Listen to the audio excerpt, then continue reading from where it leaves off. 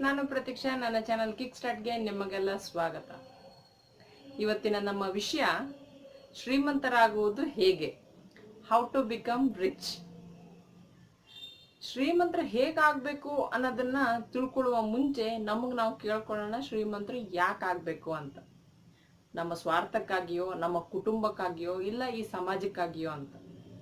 ಯಾವಾಗ ನಮ್ಮ ಉದ್ದೇಶ ದೊಡ್ಡದಾಗಿರುತ್ತೋ, ನಮ್ಮ ದೃಷ್ಟಿಕೋನ ದೊಡ್ಡದಾಗಿರುತ್ತೋ, ಆಗ ಪ್ರಕೃತಿ ಕೂಡ ನಮಗೆ ಸಹಾಯ ಮಾಡುತ್ತೆ ನಮ್ಮ ಗುರಿಯನ್ನ ತಲುಪಲಿಕ್ಕೆ. ಈಗ ಮೊದಲನೇ ಅಂಶವನ್ನ ನೋಡೋಣ. ಸೇವಿಂಗ್ಸ್ ಅಲ್ಲ, ಇನ್ವೆಸ್ಟ್ಮೆಂಟ್ ಮಾಡಬೇಕು. ಸೇವಿಂಗ್ಸ್ ಮಾಡಿದ್ರೆ ಮಾತ್ರ ಇನ್ವೆಸ್ಟ್ ಮಾಡ್ಲಿಕ್ಕಾಗತ್ತೆ. ಹೌದು, ಹಾಗಂತ ಕೇವಲ ಸೇವಿಂಗ್ಸ್ ಮಾಡ್ತಾ ಹೋದಲ್ಲಿ ನಮ್ಮ ಬೆಳವಣಿಗೆ ಸಾಧ್ಯ ಇಲ್ಲ. ಈಗ ಮ್ಯೂಚುವಲ್ ಫಂಡ್ ತಗೊಂಡ್ರೆ ಅದು ಸೇವಿಂಗ್ಸ್ ಕೂಡ ಆಗುತ್ತೆ, ಹಾಗೆ ಇನ್ವೆಸ್ಟ್ಮೆಂಟ್ ಕೂಡ ಆಗತ್ತೆ. ಇನ್ನು ರಿಯಲ್ ಎಸ್ಟೇಟ್ ಮತ್ತೆ ಗೋಲ್ಡ್ ತಗೊಂಡ್ರೆ ಇದರಲ್ಲಿ ಇನ್ವೆಸ್ಟ್ ಮಾಡೋದು ಒಳ್ಳೇದೇ. ಆದ್ರೆ ಇಲ್ಲಿ ಬರೋ ಸಮಸ್ಯೆ ಏನು ಅಂತಂದ್ರೆ, ನಮಗ್ ಬೇಕು ಅಂದಾಗ ಅದನ್ನ ಮಾರ್ಬಿಟ್ಟು ಹಣವನ್ನ ತಗೊಳ್ಳಿಕ್ ಆಗೋದಿಲ್ಲ. ಎಷ್ಟೋ ಜನ ಎಷ್ಟೊಂದು ಲ್ಯಾಂಡ್ಗಳನ್ನ ತಗೊಳ್ತಾರೆ, ಆದ್ರೆ ಕೈಯಲ್ಲಿ ಹಣನೇ ಇರೋದಿಲ್ಲ ಕಷ್ಟ ಬಂದಾಗ. ಆಮೇಲೆ ಅದು ಇವತ್ತಿನ ಕಾಲದಲ್ಲಂತೂ ಬೇಕು ಅಂತ ಅಂದ ಕೂಡಲೇ ಯಾರು ನಮಗ್ ಬೇಕಾದ ಬೆಲೆಯಲ್ಲಿ ಯಾರು ಅದನ್ನ ಕೊಂಡ್ಕೊಳ್ಳೋದಿಲ್ಲ. ಹಾಗಾಗಿ ನಾವು ಯಾವ ಜಾಗದಲ್ಲಿ ತಗೋತಾ ಇದ್ದೀವಿ, ಯಾವ ಏರಿಯಾದಲ್ಲಿ ತಗೋತಾ ಇದ್ದೀವಿ ಅನ್ನೋದು ಕೂಡ ಮುಖ್ಯ ಆಗುತ್ತೆ. ಆದಷ್ಟು ಕಮರ್ಷಿಯಲ್ ಪ್ರಾಪರ್ಟೀಸ್ನ ಕೊಂಡ್ಕೊಂಡ್ರೆ ಒಳ್ಳೇದು. ನಮ್ಗೇನು ಬೇರೆ ಜವಾಬ್ದಾರಿಗಳಿಲ್ಲ ಅಂತ ಅನ್ನೋದಾದ್ರೆ ಒಂದ್ ಅಥವಾ ಎರಡು ಫ್ಲಾಟ್ಸ್ ಅವ್ರ ಮನೆಯನ್ನ ಮಾಡಿದ್ರೆ ಸಾಕು. ತುಂಬಾ ಜಾಸ್ತಿ ಮಾಡಿ ನಾಳೆ ನಮ್ಮ ಮಕ್ಕಳ ಕಾಲದಲ್ಲಿ ಅದನ್ನ ಹ್ಯಾಂಡಲ್ ಮಾಡ್ಲಿಕ್ಕೆ ಕಷ್ಟ ಆಗುತ್ತೆ. ಹಾಗಾಗಿ ಆದಷ್ಟು ಲಿಕ್ವಿಡ್ ಫಾರ್ಮ್, ಸ್ವಲ್ಪ ಹಣದ ರೂಪದಲ್ಲೇ ನಾವು ಉಳಿಸ್ಕೊಂಡ್ರೆ ಒಳ್ಳೇದು. ಇನ್ನು ಜಾಬ್ ಅದು ಸೆಕ್ಯೂರಿಟಿನ ಕೊಡುತ್ತೆ, ಆದ್ರೆ ಏಳಿಗೆಯನ್ನ ಕೊಡೋದಿಲ್ಲ. ಒಂದು ಮಂಗಕ್ಕೆ ಬಾಳೆಹಣ್ಣು ಮತ್ತೆ ಹಣವನ್ನ ಕೊಟ್ರೆ ಅದು ಬಾಳೆಹಣ್ಣನ್ನ ಆಯ್ಕೆ ಮಾಡ್ಕೊಳುತ್ತೆ. ಯಾಕಂದ್ರೆ ಅದಕ್ಕೆ ಗೊತ್ತಿಲ್ಲ ಹಣದಿಂದ ಅದಿನ್ನು 10 ಬಾಳೆಹಣ್ಣ ಪರ್ಚೇಸ್ ಮಾಡ್ಬೋದು ಅಂತ, ಕೊಂಡ್ಕೋಬಹುದು ಅಂತ. ಅದೇ ರೀತಿಯಾಗಿ ಮನುಷ್ಯನಿಗೆ ಒಂದು ಕೆಲಸ ಅಥವಾ ಒಂದು ವ್ಯಾಪಾರವನ್ನ ಮುಂದಿಟ್ರೆ ಅವನು ಕೆಲಸವನ್ನ ತಗೊಳ್ತಾನೆ. ಯಾಕಂದ್ರೆ ನಮ್ಮಲ್ಲಿ ಇರ್ತಕ್ಕಂಥ ಇನ್ಸೆಕ್ಯೂರಿಟೀಸ್.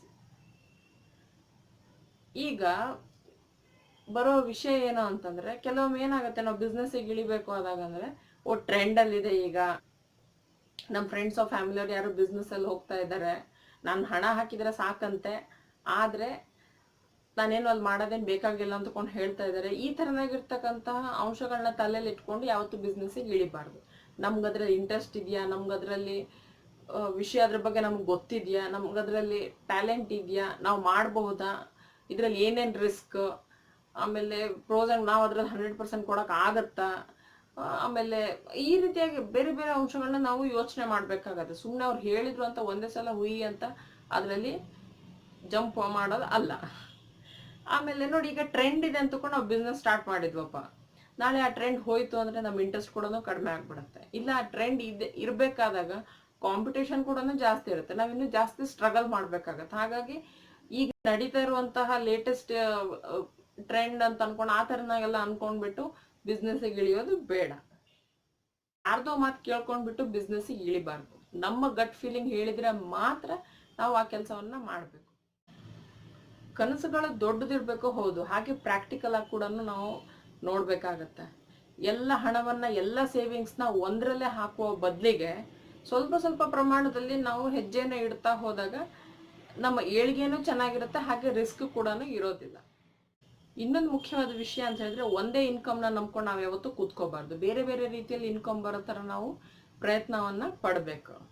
ಯಾವಾಗ ಜೀವನದಲ್ಲಿ ಬೆಳವಣಿಗೆ ಇರುತ್ತೋ, ಏಳಿಗೆ ಇರುತ್ತೋ, ಅವಾಗ ಮಾತ್ರ ನಮ್ಮ ಲೈಫಲ್ಲಿ ಸಕ್ಸಸ್ ಉಳ್ಕೊಳ್ಳುತ್ತೆ. ಈಗ ನೋಕಿಯಾ ಫೋನನ್ನೇ ತಗೊಂಡ್ರೆ ಅದು ಎಲ್ಲಕ್ಕಿಂತ ಬೆಸ್ಟ್ ಫೋನ್ ಅಂತ ಹೇಳಿ ಎಲ್ರಿಗೂ ಗೊತ್ತು. ಆದ್ರೆ ಏನಾಯ್ತು, ಮುಚ್ಚೋಯ್ತು. ಈಗ ಅದು ವಾಪಸ್ ಬಂದಿದೆ, ಹೌದು, ಬಟ್ ಅವ್ರು ಎಷ್ಟು ಸ್ಟ್ರಗಲ್ ಮಾಡ್ಬೇಕಾಗ್ತಾ ಇದೆ. ಹಾಗೇನೆ ನಾವ್ ಯಾವತ್ತೂ ನಮ್ದೇ ಬೆಸ್ಟ್ ಪ್ರಾಡಕ್ಟು, ನಮ್ಮ ಬಿಸ್ನೆಸ್ ಅದಕ್ಕಿಂತ ಬೆಸ್ಟ್ ಇದೆ, ನಾವೆಲ್ಲರ ಜೊತೆ ಚೆನ್ನಾಗಿ ಮಾತಾಡ್ತಾ ಇದ್ದೀವಿ ಅಂತ ಅನ್ಕೊಂಡ್ಬಿಟ್ಟು ನಾವು ಓವರ್ ಕಾನ್ಫಿಡೆಂಟ್ ಆಗಿ ಬಿಹೇವ್ ಮಾಡಬಾರ್ದು. ಹಾಗೇನೆ ಆದಷ್ಟು ಬ್ಯಾಕಪ್ ನಾವು ಇಟ್ಕೊಂಡಿರ್ಬೇಕು. ಆಮೇಲೆ ನಮ್ಮ ಏಳಿಗೆ ಕಡೆಗೆ ನಾವು ಗಮನ ಕೊಡ್ಬೇಕು. ಆಮೇಲೆ ನಾವು ಈ ಸಮಾಜಕ್ಕೆ ನಮ್ಮ ಕಡೆ ಏನ್ ಕಾಂಟ್ರಿಬ್ಯೂಟ್ ಮಾಡ್ಲಿಕ್ಕೆ ಆಗತ್ತೆ ಅನ್ನೋದ್ರ ಕಡೆ ನಮ್ಮ ಫೋಕಸ್ ಇತ್ತು ಅಂತಂದ್ರೆ ಖಂಡಿತ ಹಣ ತಾನಾಗೆ ಬರುತ್ತೆ, ಅದ್ರ ಬಗ್ಗೆ ಏನು ಡೌಟ್ ಇಲ್ಲ. ಹಾಗೇನೆ ಎಲ್ಲಕ್ಕಿಂತ ಇಂಪಾರ್ಟೆಂಟ್ ಎಲ್ರಿಗೂ ಗೊತ್ತಿರುವಂಥದ್ದೇ, ಹಾಗಾಗಿ ನಾನು ಈ ವಿಷಯನ ಎತ್ತಲಿಕ್ಕೆ ಹೋಗ್ಲಿಲ್ಲ, ಅದುವೇ hard work and smart work. ಯಾವಾಗ ನಾವು ಹಾರ್ಡ್ ವರ್ಕ್ ಮಾಡ್ತೀವೋ, ಸ್ಮಾರ್ಟ್ ವರ್ಕ್ ಮಾಡ್ತೀವೋ, ಸರಿಯಾದ ದಾರಿಯಲ್ಲಿ ಸರಿಯಾದ ದಿಕ್ಕಿನಲ್ಲಿ ನಾವು ಮಾಡ್ತೀವೋ, ಅವಾಗ ಖಂಡಿತ ನಾವು ಸಕ್ಸಸ್ಫುಲ್ ಆಗೇ ಆಗ್ತೀವಿ, ನಾವು ಶ್ರೀಮಂತರು ಆಗೇ ಆಗ್ತೀವಿ, ನಮ್ಮ ಹಣ ನಮ್ಮ ಕಡೆಗೆ ಬಂದೇ ಬರುತ್ತೆ. ಕೊನೆಯದಾಗಿ ಒಂದು ಇಂಟ್ರೆಸ್ಟಿಂಗ್ ವಿಷಯ, ಲಕ್ಷ್ಮಿ ಚಂಚಲೆ, ಅವಳು ಒಂದ್ ಕಡೆ ಉಳಿಯೋದಿಲ್ಲ ಅಂತ ಅನ್ಕೊಂಡು ನಾವು ಎಷ್ಟು ಟೆನ್ಷನ್ ತಗೊಂಡು ಎಷ್ಟೆಲ್ಲ ಪೂಜೆ ಎಷ್ಟೆಲ್ಲ ಶಾಸ್ತ್ರಗಳನ್ನ ಮಾಡ್ತೀವಿ ಅಲ್ವಾ. ಆದ್ರೆ ನಾವು ನೋಡಿರೋ ಹಾಗೆ ಲಕ್ಷ್ಮಿ ಯಾವತ್ತು ವಿಷ್ಣುವಿನ ಪಾದ ಒತ್ತುತ್ತಾ ಇರ್ತಾಳೆ. ಲಕ್ಷ್ಮಿ ಯಾವತ್ತು ಸೇವೆಯಲ್ಲಿ ನಂಬಿಕೆ ಇಡ್ತಾಳೆ. ನಾವು ಯಾವಾಗ ಬೇರೆಯವ್ರಿಗೆ ಕೊಡಬೇಕು, ನಾವು ಬೇರೆಯವ್ರಿಗೆ ಸಹಾಯ ಮಾಡಬೇಕು ಅನ್ನುವ ಒಂದು ಉದ್ದೇಶ ಇಟ್ಕೊಂಡ್ಬಿಟ್ಟು ನಾವು ಯಾವಾಗಲೂ ಹಣ ಗಳಿಸ್ತೀವೋ, ಆವಾಗ ಖಂಡಿತ ಲಕ್ಷ್ಮಿ ನಮ್ಮ ಹತ್ರ ಉಳ್ಕೊಳ್ತಾಳೆ.